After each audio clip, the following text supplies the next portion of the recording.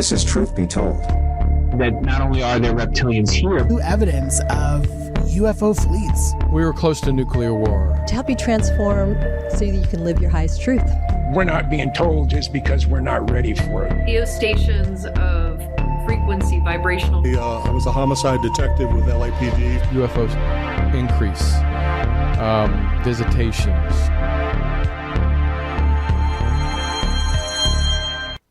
Have you ever wondered what it would be like to live a real-life horror film? Well, today's guest has done just that.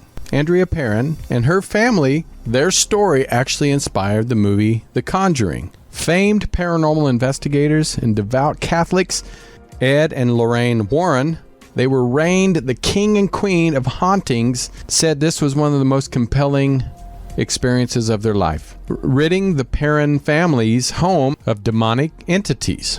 Today we're going to be talking with Andrea about her experiences growing up in the house, how it has changed her life, and she has built relationships with the spirits that were inside her home. Talk about a Halloween story. Well, I'm Tony Sweet with Truth Be Told. Please welcome to the Truth Be Told studios for the first time. It's my honor to introduce to you the one and only Andrea Perron. Oh my gosh, we have the one and only Andrea Perron. How you doing? I'm great, Tony. Thank you. Thank you for inviting me on your wonderful, brilliant broadcast. Oh, thank you so much. And as you can see behind me, you might recognize the house, I hope. I took that picture. Did you really? Well, thank you for my backdrop. You're welcome. Well, I have to say, many of us over the years have watched the movie The Conjuring. Just to give you a quick background, everybody that's watched my show, I apologize for this little story, but when I was growing up in Granola, Kansas, real small country town, I lived in an old house. I did used to see a ghost. It wasn't a mean ghost. I think it was just probably the old man. I used to see an old man. My nephew ended up years later seeing an old man. And no harm, some noises here and there, some footsteps, some doors move here and there. But we never had anything negative happen. So we thought probably just an old man just enjoyed the house that he built back in the early 1900s. Now, I got to see revisit the movie The Conjuring over the weekend just to kind of update myself on it. And in the intro it says, "Have you ever lived a horror story or a horror film?" So I know you've been asked this question a million times. What was the real life version of what you experienced versus Hollywood's enhancement of a film to make it more interesting? Could you kind of start off with that and just kind of tell us the real version versus Hollywood version? The real version took me 7 years to write.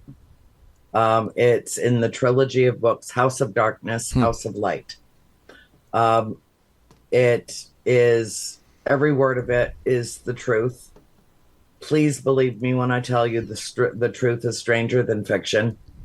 And had I not lived it myself with my family, I can't tell you for sure that I would believe the story. Wow.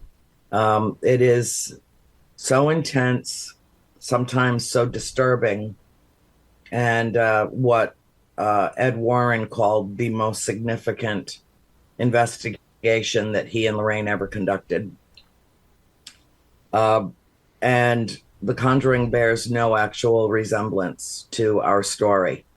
Now, everybody associated with The Conjuring, some of whom I worked with pretty closely over the couple of years it took to get the film made, had read all of my books and, the whole story. And James Wan, the director, said, and this is verbatim, "Oh, hell no.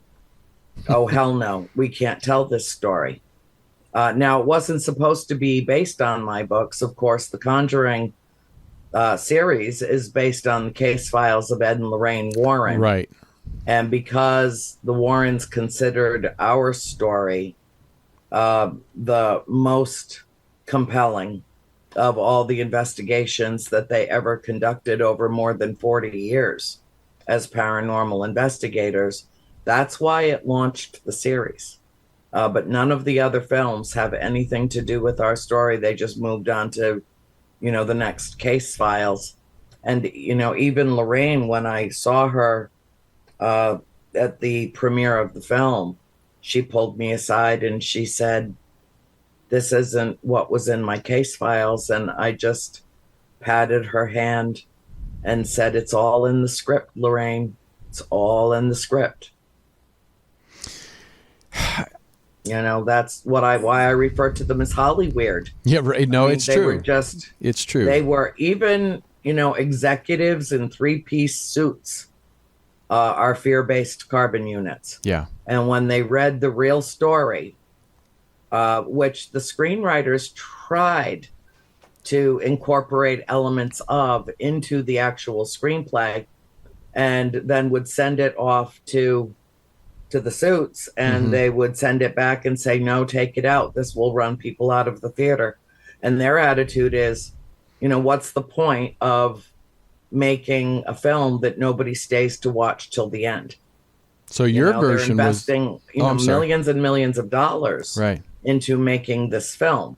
Now, in the grand scheme of things, I would have to say that in some ways, The Conjuring got it just right. They could not condense or compress 10 years of our family experiences into a 2-hour movie. Right. Yeah. And because they were coming at it from the perspective of Ed and Lorraine Warren, it really was, they were trying to tell the story from 2 different perspectives, but that they found to be impossible as well.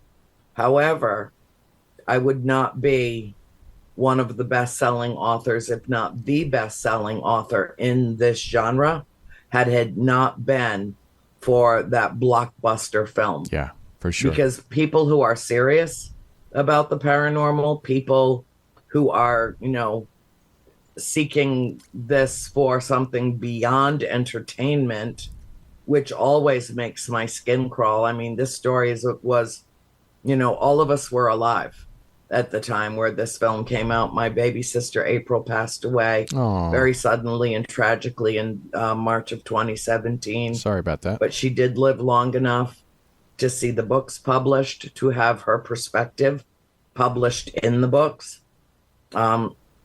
In volume 3, there's an entire chapter called Collective Memoirs, and everyone in my family wrote an essay about how living at the farm impacted them personally. And April did a remarkably beautiful job on her essay. And so before we lost her, she got to share that too. Oh, that's beautiful. I'm glad she got to share it with you and your family. Yeah. And I couldn't even imagine losing. I mean, I've lost my mother, but I couldn't. My sisters. Sorry. Yeah, no, yes, thank you. But I couldn't imagine losing my sister. I have 2 sisters, but one we're like this, so I couldn't imagine to lose your sister. Well, the 5 of us were always thick as thieves, and April and I had our conflicts. I'm as Libra as it gets. She's as Aries as it gets. Right. So, being polar opposites really of the horoscope, we butted heads from time to time, but we loved each other powerfully. Yeah. And, she was my baby. I mean, I was almost 8 years old when she was born. So, she was my little cuddle doll, and I was mommy's helper with the baby. And so I helped raise her, and it was a shock. And if I could just take one moment for your viewers, please, to let them know something that I always share in every interview that I do. My sister died from a prescription drug overdose. Oh, no. A fentanyl patch that was given to her by her doctor to get her some pain relief the night before she was going to have major surgery, but she never made it to the hospital.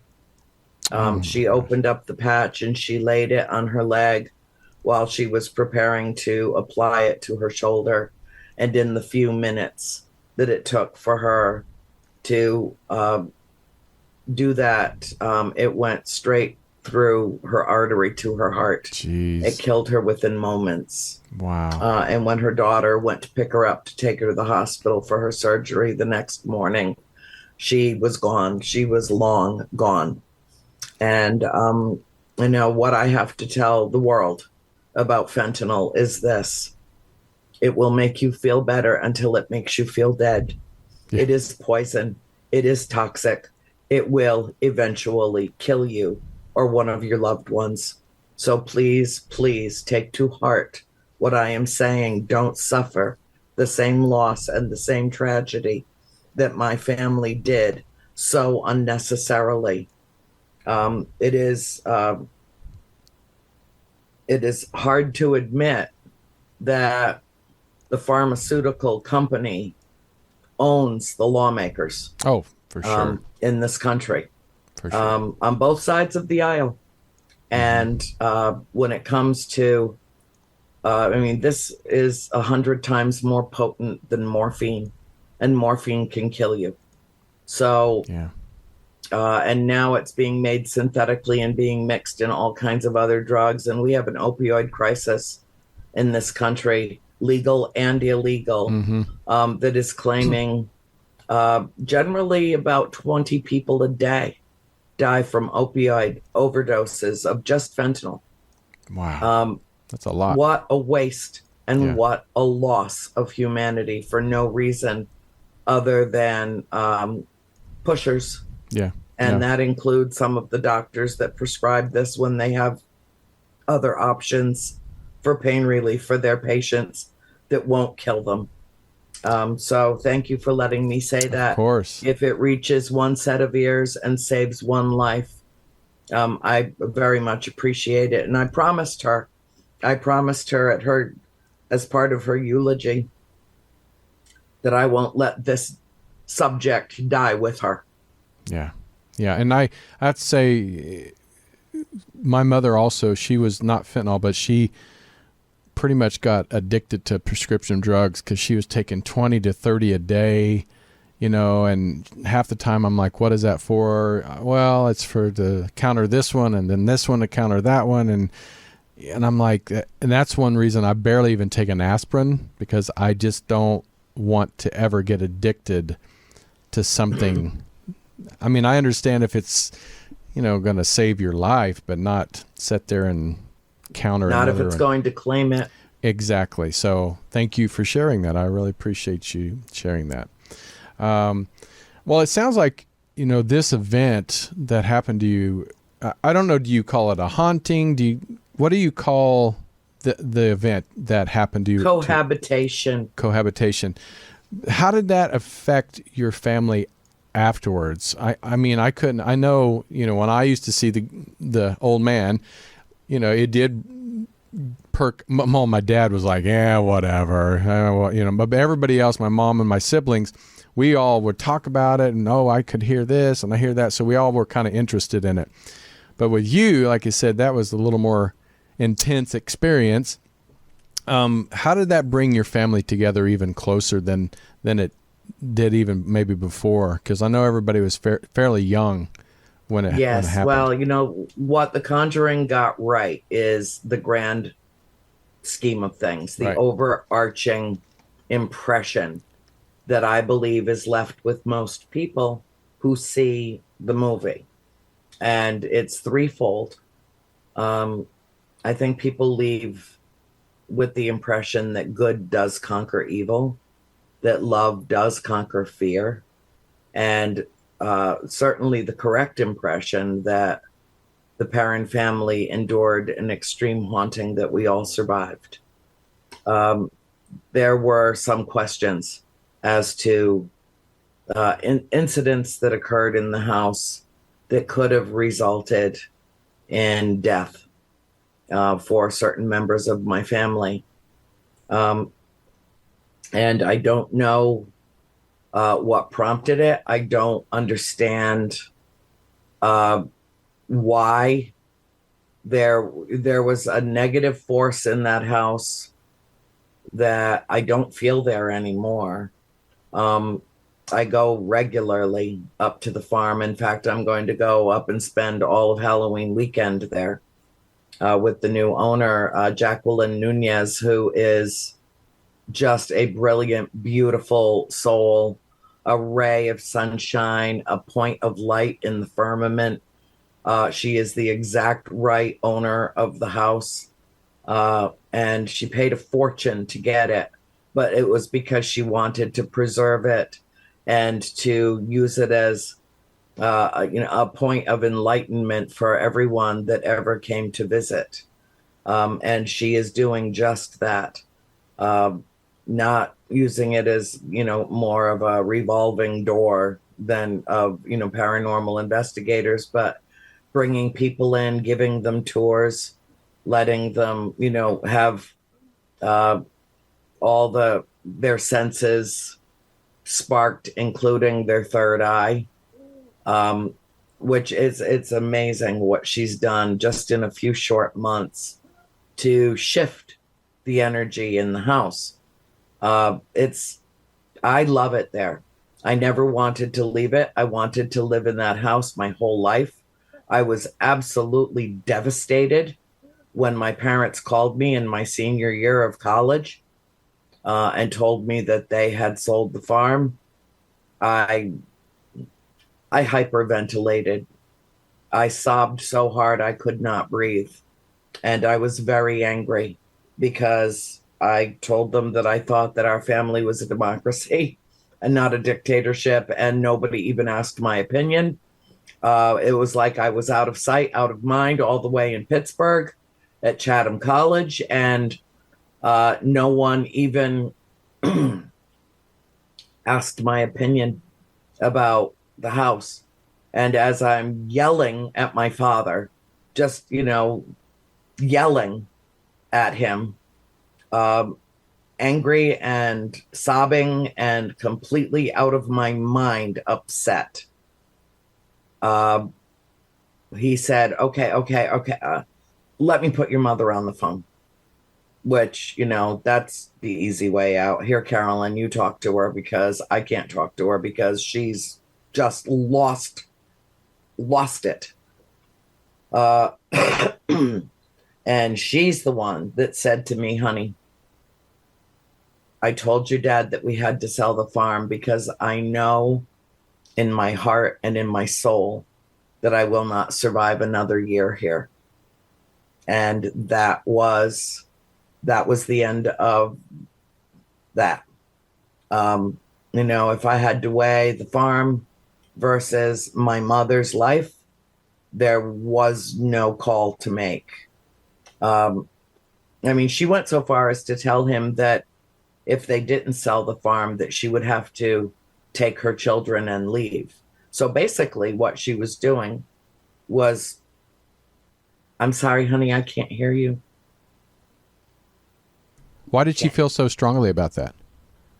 Why did I feel so No, your strong? mother. Why did she want, what she said she wouldn't survive a year. Why did she feel so strongly? Because she had been to hell and back in that house. Got it. It had aged her dramatically. Got it. In the 10 years that we lived there. She'd had one altercation after another.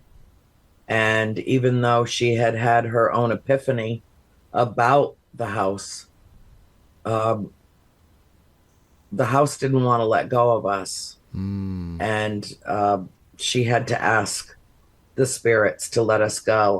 Mom and Dad put the house on the market at a very fair price for all that acreage. They were practically giving it away, and not a single person called on the ad that ran for 6 months, not one. Probably got a bad rap. Well, it didn't even have a reputation then, not, really beyond the town. There were people in the town that knew the house was active, but, right. Out beyond that, no. It was just like the house would just not allow it, for us to leave. My father went to the abutting landowners in Massachusetts and offered them a deal they could not turn down. And it fractured our family because half of us never, ever wanted to leave the house, myself included, and half of us never wanted to look back. Wow. So when that happened, my sister Nancy, who was their babysitter at the time, approached them and said, I know you want to do work to the house, bring it back to its authentic colonial era existence, and I will stay on as the caretaker indefinitely for you to protect it while the work is done. And of course, they snapped her right up with that offer. Keep your house sitter close and your babysitter closer. Right. They were really, as the crow flies, they lived like a mile away, a mile and a half away through the woods. Although you had to drive all the way up into Massachusetts or all the way down up Collins Staff Road to get to their house. That's hilarious. But really, they were that close, and through the forest. And we never lived together under the same roof again as a family because Nancy refused to leave when the rest of us moved to Georgia when my parents bought a new farm. Wow. In Cherokee County, just northwest of Atlanta, up in the Salicoa Valley, which Sounds was beautiful. Absolutely beautiful. But I will tell you, Tony, to say that house left an impression is the understatement of the I millennium. would say so. The day that we were leaving, Nancy was standing on the front porch and we'd all been crying, and having to leave her behind was very difficult, but she insisted that she was staying. And as we were pulling out of the yard, I looked up to wave at goodbye. And there was an apparition of a woman standing in the window. And I pointed it out to my mother. And she said, well, at least she won't be alone here. Oh, wow. And when we got to Georgia, 2 days later, that same apparition was standing behind my sister Cindy in the window of our new house. So followed you. And my mother said, this isn't over. This will never be over. And no truer words were ever spoken. Cindy and a family friend had gone down a couple of weeks prior to move the horses and put them out to pasture, get them used to the new barn, get the house ready to receive all the rest of us. And there she was, standing right behind Cindy, when absolutely the same apparition, the same manifestation, the same bun on the top of her head. There she was. And we knew, once you are touched by spirit, it is a permanent condition. That door never closes again, and you can turn your back on it if you so choose. But eventually and inevitably, something will reach through and tap you on the shoulder and remind you of its presence in your netherworld. Right. You cannot escape that kind of contact. You don't for one moment, do you, Tony, think that you have one of the biggest podcasts out in the paranormal world, and that you followed this course with your life for no good reason? On a whim out of the blue? Yeah. No, you were agree. touched as a child. Yeah, I was. Yeah. Like I said, that really inspired my whole family, except for my dad. He was always the skeptic about everything. But, UFOs, my mom, my brother, my sisters and I saw a UFO out in the country all together. And then we also saw I saw the ghost, but they heard the ghost. They used to hear it. So, I mean, our whole family was like really open to this very young, when we were all very young. So, yeah, it does inspire you, and it does make you curious. I'm a Sagittarius. I'm a truth seeker. Yes. And I think that's that's where I got Truth Be Told, was from that saying. And one of my favorite phrases used over and over and over again in my trilogy of books. If anybody is interested in and feels that they're prepared to read the whole true story, it's a quick, easy download. Please do. I sell thousands and thousands of books on Amazon. That's the least expensive way to get it, because all the bookstores have it or can order it for you. Correct, right. If they don't have it in stock. I mean, the series has been out more than 12 years now. So, a lot of places don't keep it in stock, but if you want it quickly and you want it inexpensively, Amazon is the way to go, even though I'm no fan of Amazon, having watched them put just about every brick and mortar bookstore in the world out of business. That's a shame. There's no place that I'm happier than in a bookstore, and good luck finding one now. Well, I mean, this is just one of the books right there. You can, House of Darkness. Yes, that's the third volume. Third one. And, yeah, that's the one that's got the essays from every member of my family. And awesome. It's heart-wrenching and heart-touching. Yeah. I tell my readers all the time, Volume 1 prepares you. Volume 2 is much deeper and darker. And Volume 3 will rip your heart out of your body and then hand it back to you healed. And you won't understand how that happened. I don't understand how that happened. But I had a lot of guidance writing the books. Oh, I'm sure you did. I really did. The spirits were very helpful to me. They wanted their story told. They did.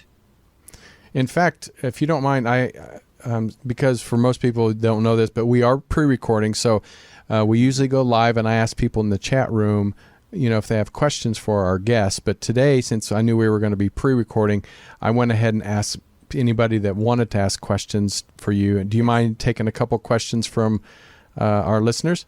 No, not at all. That's lovely. Perfect. So, well, there's a couple, and I found these would be the most kind of stood out to me. And it said, you have said that there are many positive entities you met in the house. What encounter stuck with you as being the most heartwarming? There was a spirit, and is a spirit in the house. She's still there. That after we would go to bed at night, she would make the rounds through our bedrooms. And we knew it wasn't our mother, because my mother always smelled like ivory soap. Always. That was like her scent. And this spirit was warm. There was no essence of death around her. She was not cold at all, whereas that was not true of all of them. Some of them, the temperature would drop 20 degrees in the room when they were in it. But she was very warm and very kind and very generous and lovely. And we don't know who she is, although I suspect it might be Abigail Arnold. And I need to ask her the next time I'm there. I have a way of doing that. Excuse me. Healing from COVID. Okay, for the fourth time, because, COVID. And she would wander through the bedrooms, and, we'd all be falling off to sleep or just about there, and we would, sense a presence at the side of the bed, and she would lean over as though she was kissing us on the forehead, and she always smelled like flowers and fruit, just an interesting combination. And, back in the day, women would use flowers and fruit to create their own essence because, perfume was just an unaffordable thing. Right. That was for royalty. That wasn't, for common folk. Right. And so they would make their own. And she always smells exactly the same. And when the room that I'm in floods with that fragrance, that aroma, when I'm there, I know it's her just checking in. And she was always kind, always gentle, watching over us, never raised any kind of ruckus. She was just there. That's very nice to hear. And one thing that popped into my head is, why do you feel that the darker entities versus the more sincere entities, do you think the warmer, heartwarming side of these entities can protect you from the darker entities sometimes, or no? Yes, and they did. That they did. Okay. And they did. Yes. Yes. Yeah. And they did. That's great. Especially Nancy and Cindy. Yeah. Both of them were protected.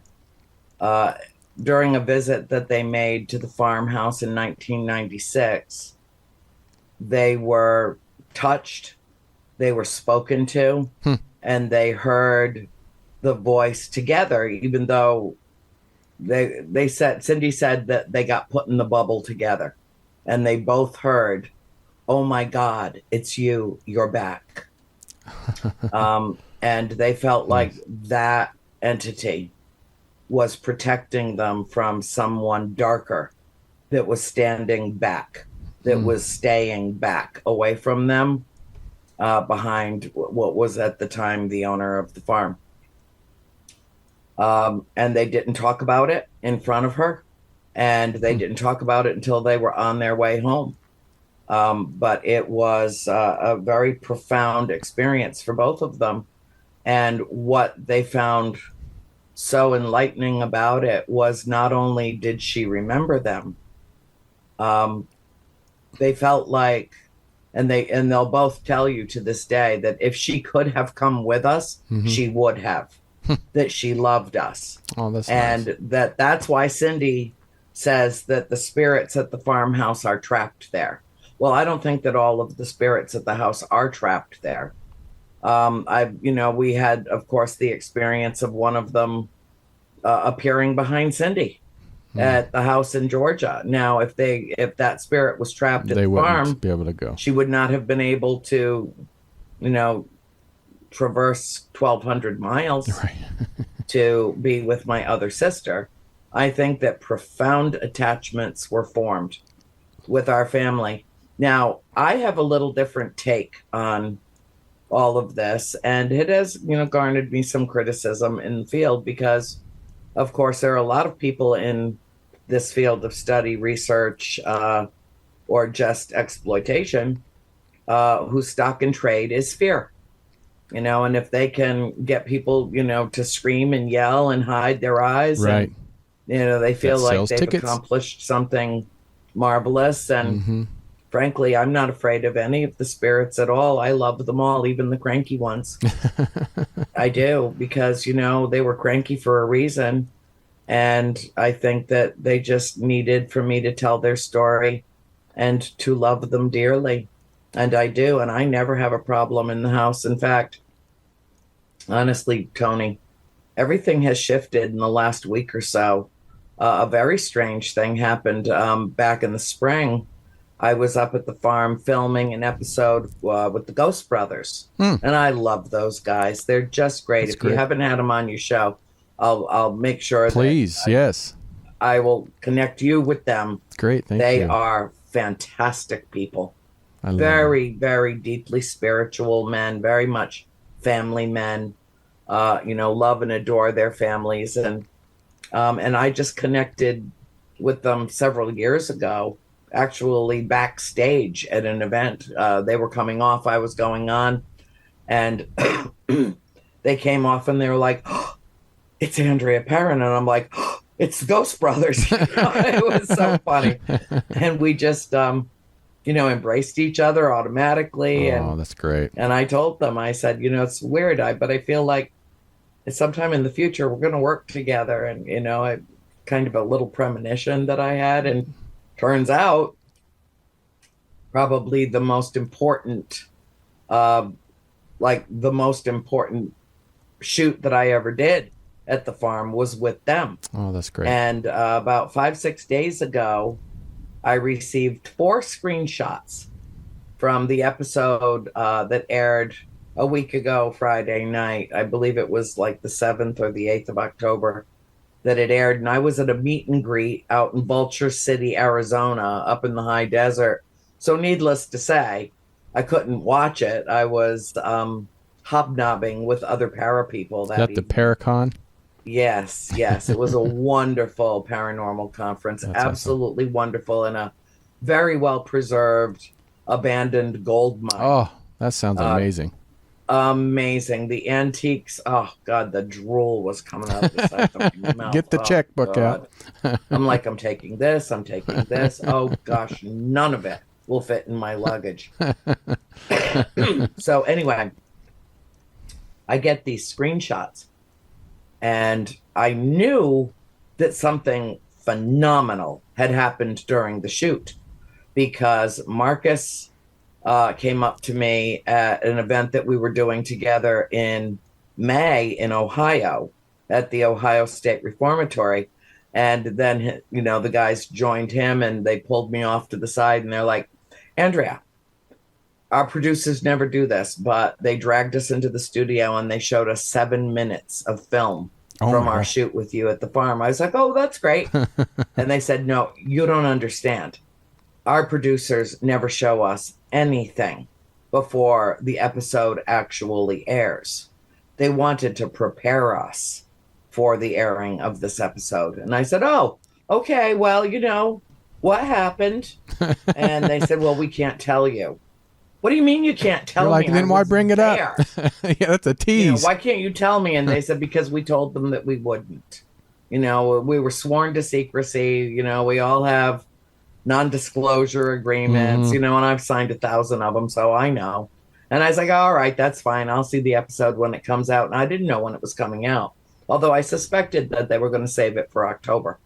And the screenshots show me, I remember specifically sitting with them at the big table in the dining room with the corner cupboard, or what some refer to as the seance room. And I felt a presence at the head of the table. And when I did, I reached out to connect with it. And when I connected with it, I became the ghost. And the screenshots are of me translucent. You can see right through me. I left third dimension and went into another dimension for the moments that I was touching this entity. And all of it was caught on film, and it just set the paranormal community on fire. There's no CGI involved. It's obvious what is actually happening. No, that's not it, but that's a good shot. And I just saw the shot. I thought that was really cool.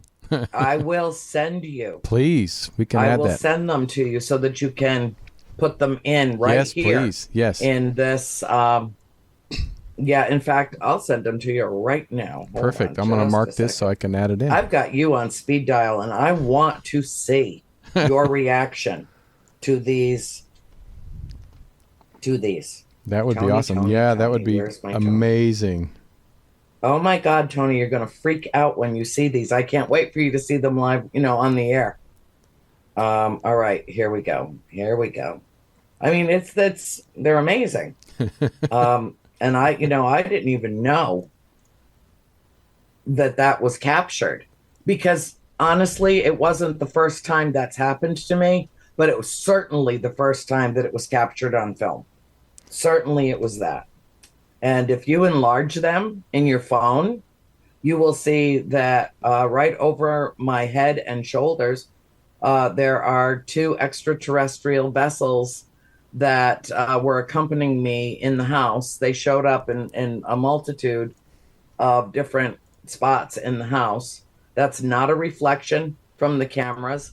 If you enlarge it, you'll see there's a corona around both of them. Oh, my and the guys are sitting there and I'm touching. Oh my gosh, an entity yeah, that you can see it at the end of the table, and when I make connection with it, you can see right through me. I was going to say you're like almost disappeared. Yeah. Oh my gosh. Yeah. That is amazing. Like your hand is completely gone. It's already in the other dimension. Yes. Amazing. And I don't know who it is that I'm connecting with, who I'm contacting. I don't know if it was one of the spirits in the house or if it was a member of the galactic family who was, there to, in kind of an oversight, protective mode. Wow. They feel, they take very good care of me. They know that why. I love them. I higher love them. I love them in a way that I don't even love my own family or my closest friends. It's different. I love that when you find like your chosen family, they say. Yes. Yeah, I love that. Yeah. Before we ask the other question, I was going to ask you, because we were talking before the show about your, I don't know if you consider yourself psychic, but intuition and intuitiveness of your abilities with connecting. Apparently this must go throughout your family, because it sounds like all your family must have this connection. And I've heard this from many psychics that a lot of times psychic abilities have been passed down from generation to generation to generation. Do you feel that has been something that's been flowing through your family for a long time? This is a complicated answer that should be a simple one. It should be a yes or no proposition. Right. But it's more complicated than that, Tony. We've spoken privately on the phone, right. Prior to, and I know I can be overwhelming sometimes. I know that, so I'll try to, let me just say this. I am in this world, but I am not of this world. I was born of parents who are both extremely intelligent. My mother is extremely intuitive. My grandmother, my mother's mother, was a contactee. There we are. And when my mother, at the age of 12, overheard her talking with her Aunt Eliza, my grandmother's sister, about an event that occurred with both of them. They saw a vessel over a valley in South Georgia that covered the entire valley. And it was a different time. It was in the 1940s. My mom was born in 1939, so probably around 1952, actually. And she said, "Mama, I heard you talking to Aunt Eliza last night about something you saw. What did you say?" And because Grandma didn't have the words to describe what she saw, the vernacular around UFOs did not even exist. Mm-hmm. But she took my mother by the shoulders, and tears filled her eyes. And she said, "Oh, Carolyn, I saw Jesus." Oh, wow. Wow. And that touches me so much, because I don't know if Grandma saw Jesus or Grandma didn't see Jesus, but she certainly saw something that made her believe and deepened her faith and illuminated her mind. And she used the words that she knew, and she could very well be right. She could very well be right. She could have said, "I saw Jesus," because she saw Jesus come out of a spaceship. That could absolutely be accurate. The only way, right. And I know, some Christians probably going to go, right. But literally the only way that the existence of Jesus Christ on this planet makes any sense to me at all is that Mary was implanted and that Jesus was a gift from the galactic family to teach us how to love each other. That makes sense And to so me. we killed him. Yeah. And, it's already been proven astronomically that there was no bright light in the firmament, that, there was nothing going on at the time of the birth of Jesus Christ that would have cast a light on the desert bright enough to bring the three kings, the wise men, to that baby's side. Yeah. I think that was probably just a light from a vessel that showed them the way to the Messiah. See, I find that a beautiful story right there. Yep. Yeah. And we are, as far as I'm concerned, there are only two questions that matter to me in life. Only two. Everything else is superfluous. Are we alone in the universe? Absolutely not. We are so not alone. It's ridiculous how not alone we are. That's that. This is not a matter of faith or belief for me. This is fact. I know this. Yeah. The other question, is there something beyond our mortal existence? Absolutely, there is. I know this. It is not faith. It is not belief. It is not wishful thinking. It is not mass hallucination. It is not any of that. This is the knowledge that I possess and that I have since the day we moved into that farm and I was 12 years old. Interesting that my mother was 12 when she heard grandma talking about the spaceship. Wow. That is and interesting. I was 12 when we moved into the farmhouse. And right after I turned 13, that beautiful photo right behind you, imagine me standing on that front lawn and looking up and seeing an entire flotilla of vessels that are not from this world crossing directly over the farmhouse in our atmosphere low enough to block the sun, the setting sun. Oh my gosh, that's a lot of vessels. Yeah, and for 45 years, I thought I was the only person who saw it until I was lecturing at the Starworks Symposium, where I will be again this November 11th and 12th in Laughlin, Nevada. And one of the other speakers went on at length about this flotilla of ships, perfect description of what I had seen, had actually shown up on radar over like Nova Scotia, Prince Edward Island, that area. Right. Came all the way down the eastern seaboard to southern Maryland, skipped across the pond, did a tour of Western Europe, and when the Royal Air Force scrambled their fighter jets to go after it, in a split second, it disappeared off the radar over the North Pole.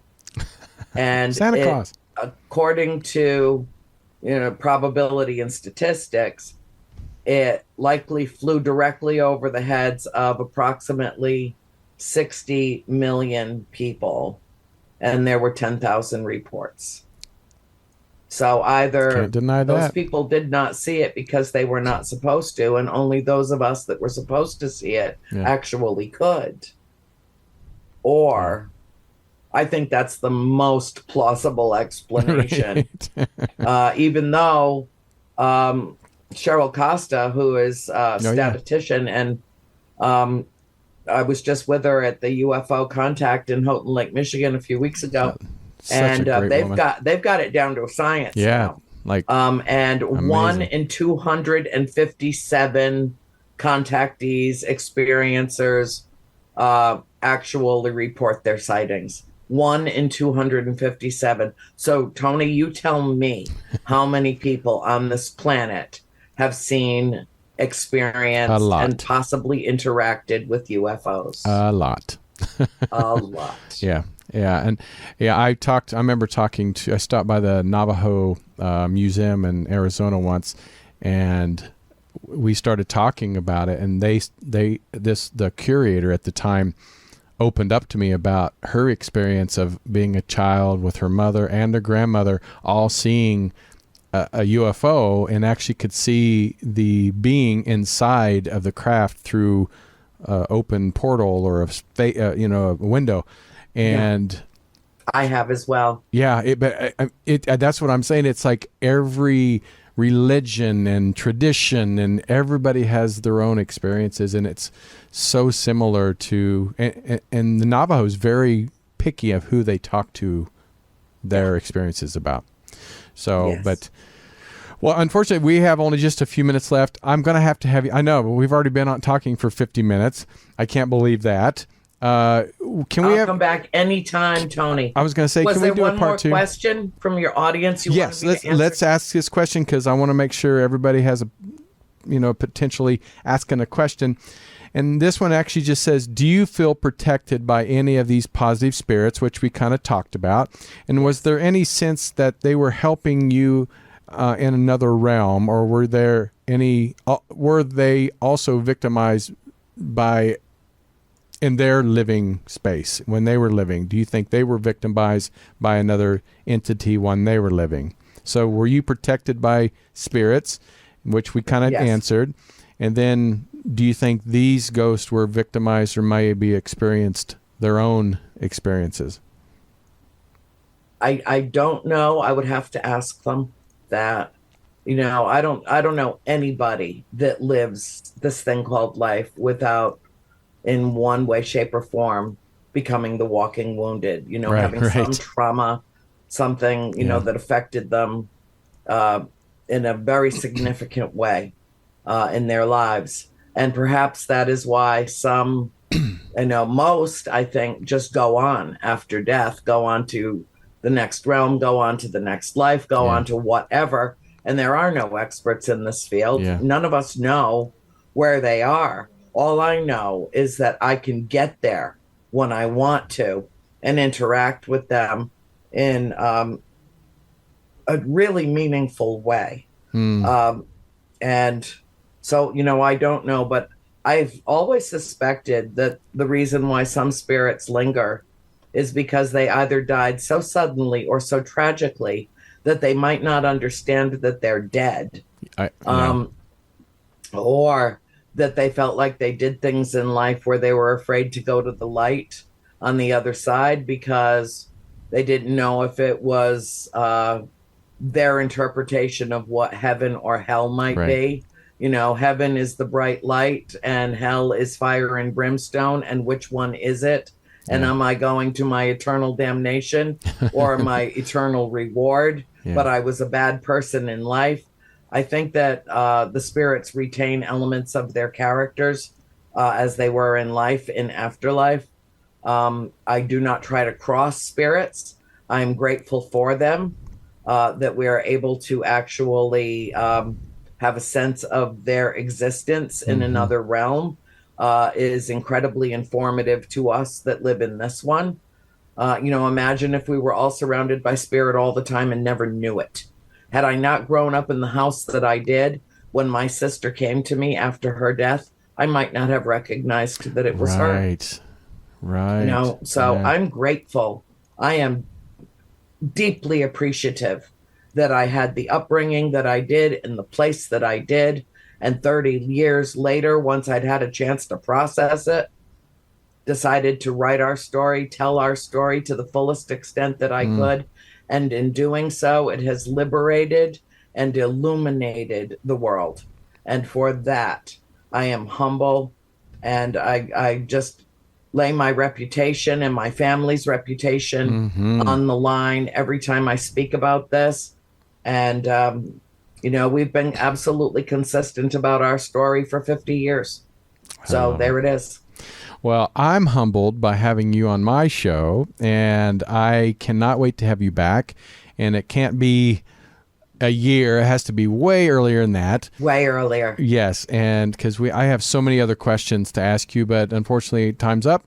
And if anybody wants to go find Andrea, please, you can go to her Facebook page or just look her up on social media. Just make sure, she was telling me that a lot of people try to clone her, so make sure you're looking at the right at the right one. Right. Yes, one. And thank you for putting up. That is my actual real Facebook page, and also people can find me at my fan page called Buttercup Brigade. I love it. That was my nickname. How'd you know that? No, I was kidding. That was probably my nickname first. Okay. I think you're much younger than I am. Maybe just a year or two, but Okay. well, God bless you, and lots of love, and then hopefully we will get to have you back really, really soon. Absolutely. It would be my pleasure to join you, and thank you to your viewers and your listeners.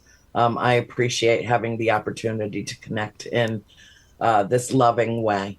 You got it. Until next time, everybody, I'm Tony Sweet with Truth Be Told. Take care. This has been another episode of Truth Be Told. Thank you so much for watching. Recorded live at UBN Go Studios in Burbank, California. Join us on social media. Facebook, Truth Be Told Radio. Instagram, Truth Be Told Paranormal. Go to Truth Be Told Worldwide for more information on upcoming shows.